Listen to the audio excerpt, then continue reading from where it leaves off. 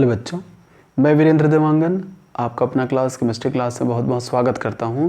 आज हम बात करने वाले हैं एसिड बेस के बारे में, जो कि बहुत इंपॉर्टेंट टॉपिक है। एसिड और बेस। पहले के समय में एसिड मतलब हम जैसे समझते थे कि खट्टा जो पदार्थ है वो एसिड है, जो तीखा है वो बेस है। तो उसके बाद वैज्ञानिकों ने इस पर रिसर्च किया और रिसर्च करने के बाद एक निश्चित डेफिनेशन दिया और एसिड क्या है, बेस क्या है, एसिड पदार्थ जो होते हैं वो किस तरह के होते हैं, बेस जो पदार्थ होते हैं वो किस तरह के होते हैं, इस पर वैज्ञानिकों ने अपना व्यू दिया। तो यहाँ पे हम बात कर रहे हैं एसिड और बेस के बारे में, जो कि एग्जामिनेशन के लिए बहुत ज़्यादा इंपॉर्टेंट है, एग्जामिनेशन में पूछे जाते हैं। यहाँ पे एसिड को किसने दिया, तो रॉबर्ट बॉयल ने दिया। ठीक है, किसने दिया एसिड को, तो एसिड को रॉबर्ट बॉयल ने दिया। और बेस के बारे में किसने बताया, तो बेस के बारे में राउले ने बताया। तो एसिड और बेस जो होते हैं कई तरह के पदार्थ होते हैं। कुछ पदार्थ एसिड के रूप में काम करते हैं, कुछ पदार्थ बेस के रूप में काम करते हैं। तो इसके लिए अलग अलग वैज्ञानिकों के द्वारा अलग अलग डेफिनेशन दिए गए हैं। क्लियर है। तो सबसे पहले हम बात करते हैं आर्हेनियस के बारे में कि आर्हेनियस ने क्या डेफिनेशन दिया एसिड के लिए और बेस के लिए। वैसे तो एसिड बेस का जो डेफिनेशन है वो 6 टाइप डेफिनेशन होते हैं, लेकिन यहाँ पे मेनली हम किसके बारे में बात करेंगे, तो आर्हेनियस के बारे में बात करेंगे, ब्रांस्टेड-लॉरी के बारे में बात करेंगे और लुईस कंसेप्ट के बारे में बात करेंगे। तो यहाँ सबसे पहले हम बात कर रहे हैं आर्हेनियस थ्योरी के बारे में या आर्हेनियस कंसेप्ट के बारे में। तो आर्हेनियस ने क्या बताया कि एसिड वो होता है जो कि एच पॉजिटिव आयन देता है। एच पॉजिटिव आयन मतलब प्रोटॉन देता है, तब उसको क्या बोला जाता है, एसिड बोला जाता है। एग्जाम्पल के तौर पे हमने लिखा हुआ है हाइड्रोक्लोरिक एसिड HCl।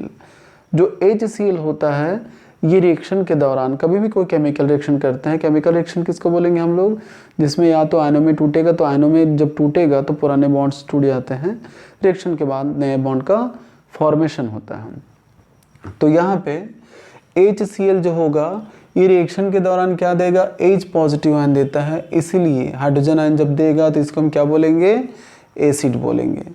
लेकिन बेस कौन होगा, जिसे सोडियम हाइड्रोक्साइड, जब केमिकल रिएक्शन होते हैं तो सोडियम आयन देता है और हाइड्रोक्सिल माइनस आयन देता है।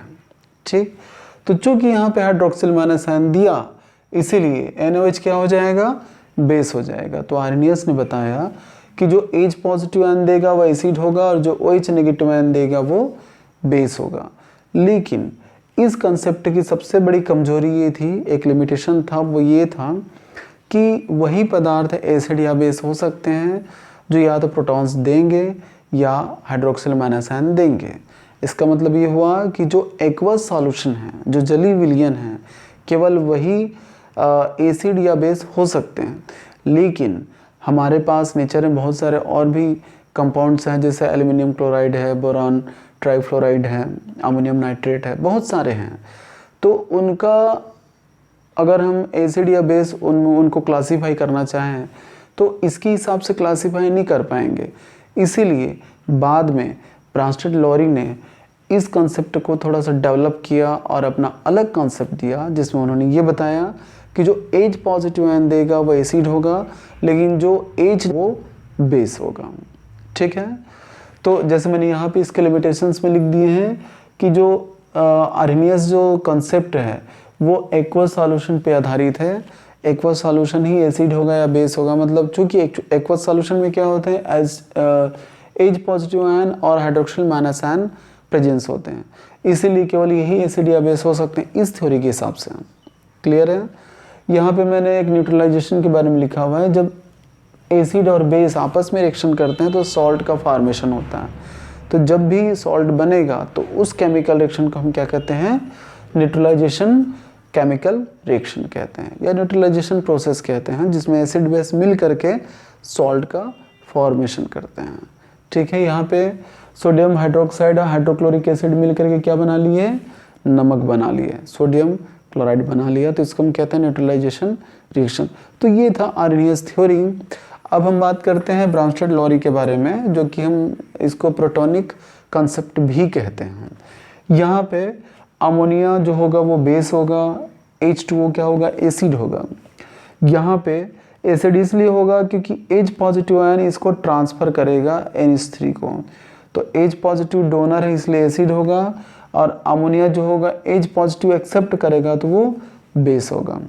लेकिन अमोनिया जो होगा H पॉजिटिव लेने के बाद वो अमोनियम आयन में चेंज हो जाएगा, मतलब एसिड बन जाएगा, जबकि H2O H पॉजिटिव देने के बाद OH नेगेटिव आयन में चेंज हो जाएगा, मतलब बेस बन जाएगा।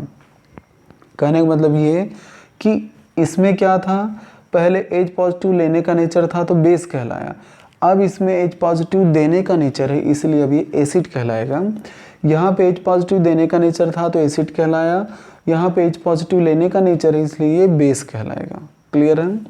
तो इस बेस से ये एसिड बना, इन दोनों के बीच में H पॉजिटिव का ही सिर्फ डिफरेंस है, H पॉजिटिव, यहाँ भी सिर्फ H पॉजिटिव का डिफरेंस है। तो अमोनिया और अमोनियम में H पॉजिटिव का डिफरेंस है, इसलिए इसको हम कहते हैं कांजुगेट। ये दोनों एक दूसरे के कांजुगेट है, संयुग्मी अम्ल क्षार जिसको हम कहते हैं। यहाँ पे H2O और OH नेगेटिव के बीच में H पॉजिटिव का डिफरेंस है, इसलिए ये दोनों एक दूसरे के क्या हो जाएंगे, कांजुगेट हो जाएंगे, मतलब संयुग्मी अम्ल और क्षार हो जाएंगे। तो संयुग्मी अम्ल क्षार किसको बोलेंगे, तो जिनके बीच में केवल एक प्रोटॉन का अंतर होता है, H पॉजिटिव आयन का डिफरेंस होता है, तो वहाँ पे हम कंजुगेट वर्ड का इस्तेमाल करते हैं या फिर संयुग्मी अम्ल या क्षार का उपयोग करते हैं।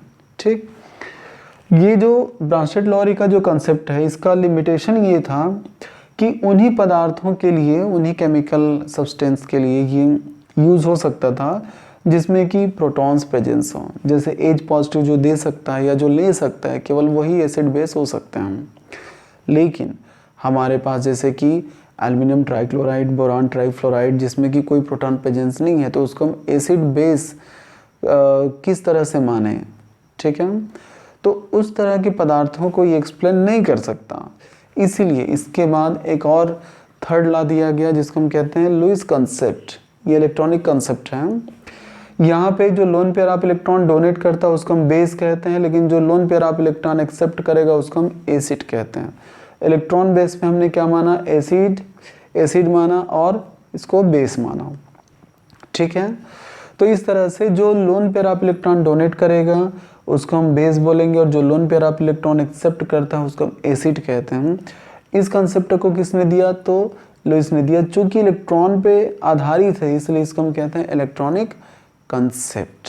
तो ये तीन तरह के कंसेप्ट जैसे मैंने बताए एसिड और बेस के लिए बहुत इजी तरीके से मैंने बताया हुआ है, बोर्ड में लिखा भी हो ताकि आप लोग आसानी से नोट कर सके, अपना नोट्स बना सकें। जब भी वीडियो को आप लोग देखते हैं तो नोट्स ज़रूर बनाइए, उसको रिवाइज़ कीजिए।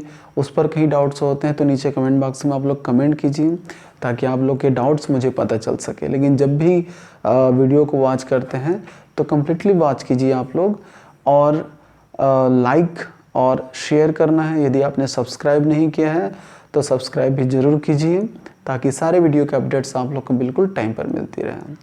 तो उम्मीद करता हूँ बच्चों ये टॉपिक बहुत आसानी से समझ में आया होगा, और इसी टॉपिक के साथ good luck, take care, thank you.